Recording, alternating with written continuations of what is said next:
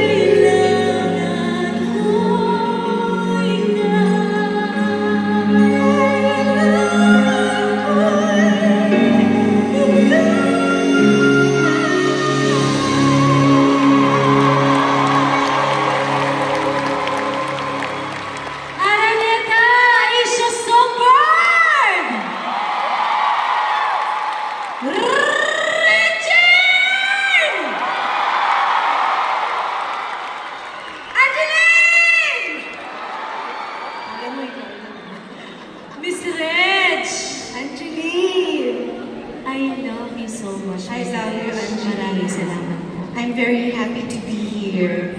I made sure that I was gonna be here. I wasn't supposed to be here, but Actually, nung una po, di ba, Miss Reg? oo, kasi meron ako talagang gagawin. Kaya lang biglang nag-open yung aking schedule. Tapos I was I was a little embarrassed. And so, but I called and I asked, kailangan mo pa ba ako? So, At hindi ko nakakalimutan yun, Miss Reg. Wala akong signal. Nakalabas yung ulo ko sa fire exit ng building. grabe ka naman. Death-defying naman. Hindi naman po. Safe naman, Miss Reg. Pero alam mo, Miss Reg, gagamitin ko na po ang pagkakataon na ito dahil lahat po ng mga kababata ko sa Sampaloc ay nandito ngayon. Sila po ang nakakaalam kung gaano ko kayo iniidolo simula dati. Actually, yung mga kinanta po natin, mga pelikula nyo, yung Pangako Ikaw Lang, Oo. Kailangan Ko Ikaw, Nag-iisang Ikaw with Sir Agamulang. Lahat yan, Miss Reg, Napanood nyo? napanood ko at inaarkil ako po dati sa Visual City. Hindi ko na nga maalala yung mga title. Pero ang pinakagusto ko po dun yung kissing scene niyo ni Agamulang. Oo. Pinaghirapan ko yun. Oo. Ang ganda mo dun, Miss Reg! Super. Pinagsamantalahan ko si Aga Mulang, pero hindi niya alam. Madami akong stork na kinain doon. Alam mo yung stork? O, yung canteen stork. Madami akong kinain stork. Tapos pinagsamantalahan ko si Aga Mulang. Kaya pala parang tagal? O, ayan. Ano, pagkakataon ko na yun, single pa ako noon. Tama! Pero alam niyo, Miss Reg, kaya ako yung kinuwento kasi hindi naman po dahil lang gusto kong i-share Uy, sa ang sexy mo inyo. doon. Sana mo sexy din ako. Ang sexy natin doon, Miss Reg. In fairness. Opo. Drugs.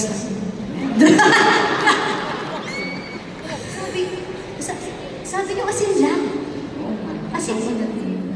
Iba yung tinilaw. Halamangan pa ako dito. Hindi, but I'm really very proud of you.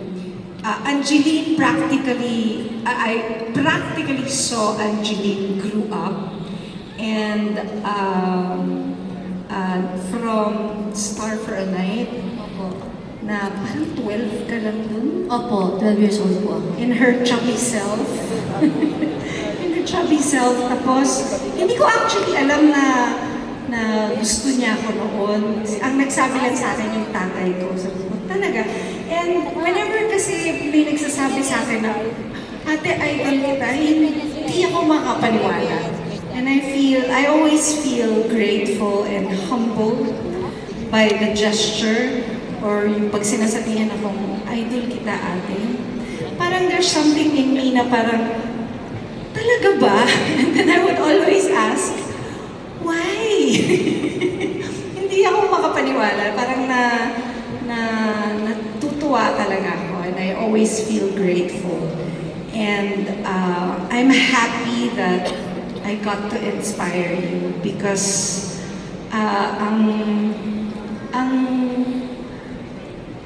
sa buhay ko, ang kagustuhan ko talaga is to be able to inspire other singers.